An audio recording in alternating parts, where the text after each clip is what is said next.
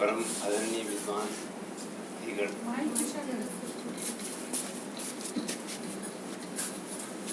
ना ही तो मैं कोई वक्ता हूँ और ना ही कवि हूँ। जीवन में मूल्यों का मतलब मैंने कॉस्ट प्राइस और एमआरपी समझा, लेकिन जब मेरी शादी हुई तब मुझे समझ में आया मूल्यों का तो और भी कोई अर्थ है। और उन्हीं अर्थों को समझते समझते आज साहित्य की तरफ मैं भी बढ़ने लगा। आपको एक छोटी सी कविता सुनाता हूँ जो मैंने 1999 में लिखी थी अपनी सास के लिए।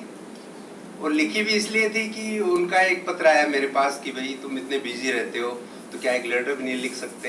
एक बुलाना भी था, एक डांट भी थी और बहुत कुछ था। तो मैंने सोचा कि मैं वाणिज्य का विद्यार्थी रहा तो मैंने कभी तो कविता की ही नहीं। फिर भी मैंने पूरी अपने दिमाग और सारी चीजों को आत्मसात करके जो लिखा वो दो शब्द आपको सुनाता हूँ। नहीं, ये नहीं थी, बिना उनकी अनुपस्थिति में ही मैंने लिखा था। उम्मीद थी माँ तेरी, लिख पाया न एक पाती। उम्मीद थी माँ तेरी, लिख पाया न एक पाती। भूला हूँ माँ कहाँ तुमको, मैं हूँ क्षमा प्रार्थी। उम्मीद थी माँ तेरी, लिख पाया न एक पाती। भूला हूँ कहाँ माँ तुमको, हूँ मैं तो क्षमा प्रार्थी। क्यों बुरा लगे मुझे माँ, क्यों बुरा लगे मुझे माँ, तेरी ये डांट सुहाती। प्यार ही तो है तेरा, बस इतनी सी समझ आती। क्यों बुरा लगे मुझे माँ, तेरी ये डांट सुहाती। प्यार ही तो है तेरा, बस इतनी सी समझ आती। था बालपन से जाना, था बालपन से जाना, क्या ही तो माँ होती। गीले में खुद को भिगो कर सूखे में मुझे सुलाती। लास्ट पंक्ति है, एहसान मुझ पे है माँ तेरा, एहसान मुझ पे है माँ तेरा, जो तुमने मुझे अपनाया। फूल बगिया का अपनी देकर मेरा घर संसार बसाया। अभी जब फूलों की बात आ रही थी तो अरे वाह, क्या ये बहुत पहले की, मतलब 18-19 साल पहले की कविता है। मैं ये दिल से कहना चाहता हूँ हम श्रद्धांजलि देने के लिए यहाँ आए हैं, लेकिन श्रद्धांजलि उन लोगों को दी जाती है जो इस दुनिया से चले जाते हैं। मुझे लगता नहीं है कि डॉक्टर उषा रानी सिंह या मेरी सास या मेरी माँ इस दुनिया से चली गई है। वो हरदम मेरे साथ है। मुझे जब भी see God has gifted only one thing equal to everybody, that is 24 hours in a day, nothing else. किसने बुलाने? उनकी कही हुई बात या उनका जो साथ था वो हरदम 24 घंटे दिमाग में वैसे ही रहता है।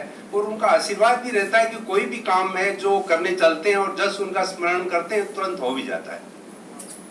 आप बिलीव नहीं करेंगे इस चीज को कि लेकिन ये 2012 की बात है। हम तीनों ही लोग जयपुर से चले थे गाड़ी लेके और यही गाड़ी थी और 24 आवर्स ड्राइव करके मैं उनको ले गया था उज्जैन, जहाँ महाकालेश्वर को उनको दर्शन कराए थे। वहां से ले जाके उनको ओंकारेश्वर दर्शन कराए थे और वहां से ले जाके उनको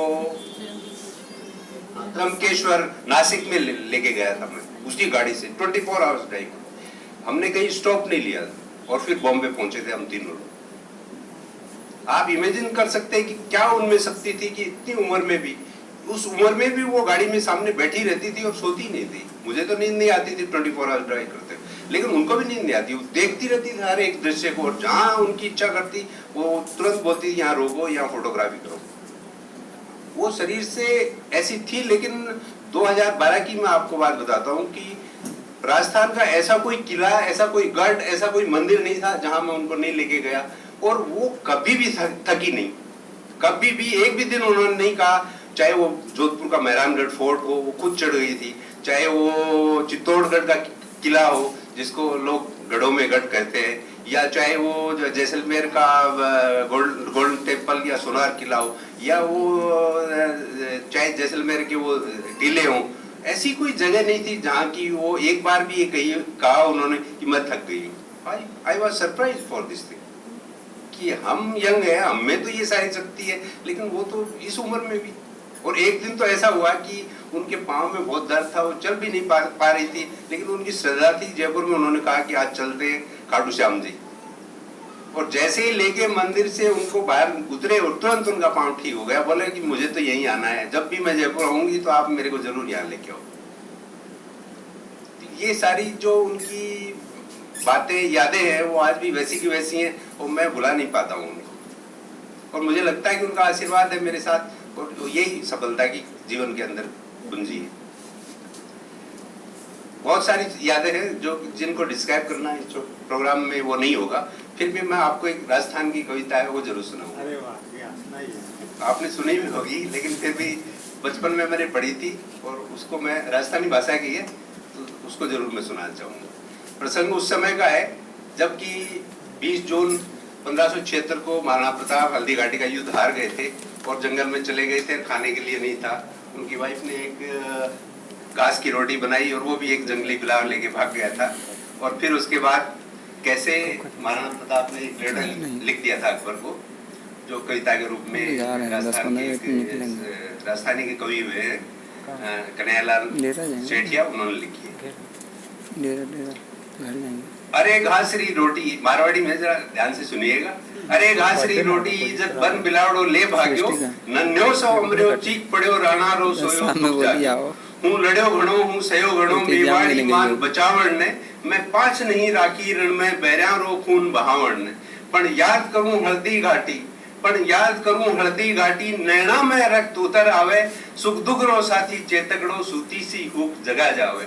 पण आज बिलक तो देखूं, पण आज बिलक तो देखूं हूँ जद राज कंवर ने रोटी ने, तो छात्र धन ने भूलूं हूँ भूलूं हिंदवाणी चोटी ने।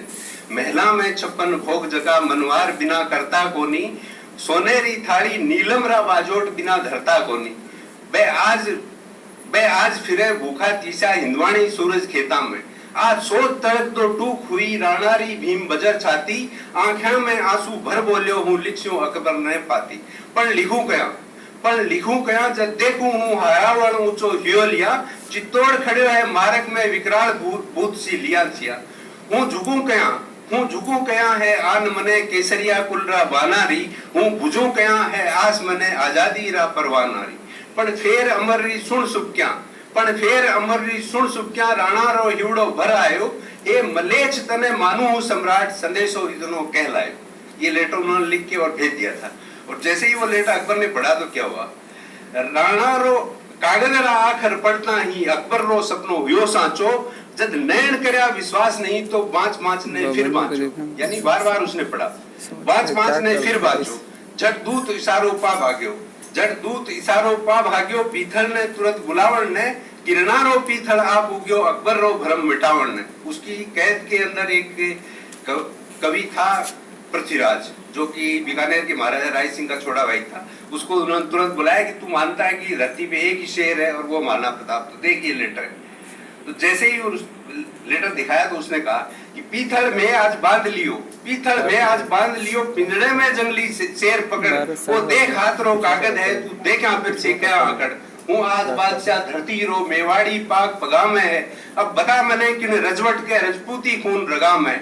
जब पीथल कागज ले देखी राणारी सागी सेनानी, नीचे सु धरती खिसक गई आंखों में भर आयो पानी। पण फेर कही तत्काल समझ, पण फेर कही तत्काल समझ, आ बात सफाई है झूठी, मेवाड़ी पाक सदा ऊंची, मेवाड़ी आन कदे न टूटी। जे होय हुक्म तो लिख पूछूं, राणा ने कागज री खातर, तू पूछ भले ही ले पीथल, आ बात सही बोलो अकबर। यानी तू पूछ ले, लेकिन ये बात सही है कि उन्होंने मेरी अधीनता स्वीकार कर ली। तो पीथल ने क्या लिख के भेजा, मैं आज सुनी है सूरजड़ो बादल री ओट्या खोवे लो, मैं आज सुनी है नाहरियो साळ्या रे सागे सोवे लो, मैं आज सुनी है चातकड़ो धरती रो पानी पीवे लो, मैं आज सुनी है हाथीड़ो कुकर री जुड़ा जीवे लो, मैं आज सुनी है थमा कसम अब रांड हो गई रजपूती, मैं आज सुनी है म्याना में तलवारा रहेली अब सूती। और जैसे ही ये लेटर लिख के उन्होंने भेजा और जब पृथ्वीराज महाराणा प्रताप को प्राप्त हुआ तो उन्होंने पढ़ा तो उन्होंने क्या कहा, कागज रा आखर पढ़ता ही राणा री आंखें लाल हुई, धिक्कार मने में कायर हूँ नाहर री एक दकाल हुई, हूँ भूख मरूं हूँ प्यास मरूं मेवाड़ धरा आजाद रहे, हूँ घोर उजाड़ा में भटकूं पर मन में मारी याद रहे, उन्होंने लिख के जो भेजा वापस जवाब, वो महाराणा प्रताप का ये था कि पीथल के क्षमता बादल री, पीथल के क्षमता बादल री जो रोके सूरज उगाड़ी ने।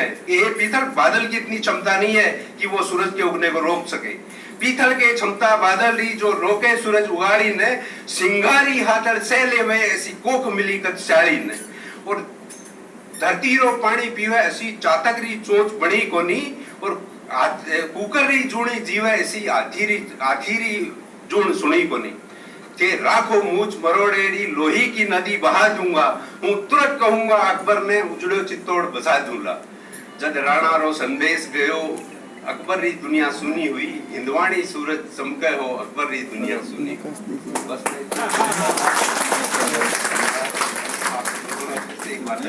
बिहार में राजस्थानी रंग जमाते ये राजस्थानी जब जमते हैं तो सारी गाथाएं शुरू हो जाती हैं। लेकिन ये सिर्फ एक साहित्य है, इसका इतिहास से कोई संबंध नहीं है, क्योंकि महाराणा प्रताप एक ऐसा वीर हुआ जो कभी नहीं झुका।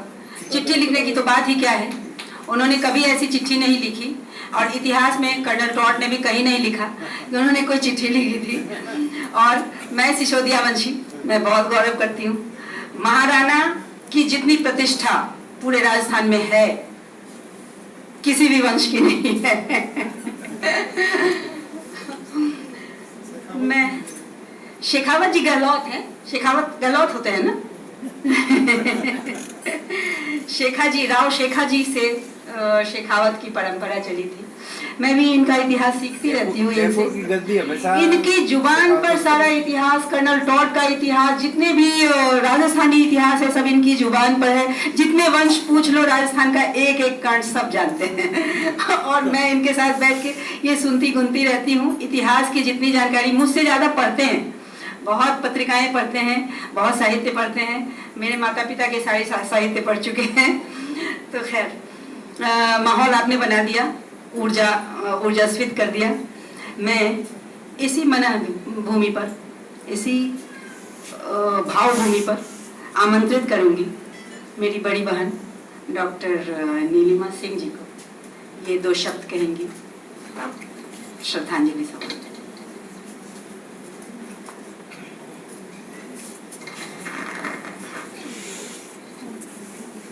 सर्वप्रथम सभागार में उपस्थित सभी सुधीजनों को प्रणाम करती हूँ। आज हमारे हिंदी साहित्य के दो महान विभूतियों की पुण्यतिथि है, स्वर्गीय सीताराम सिंह और स्वर्गीय माँ उषा रानी सिंह। सर्वप्रथम मैं उनको जो साहित्यकार होने के साथ साथ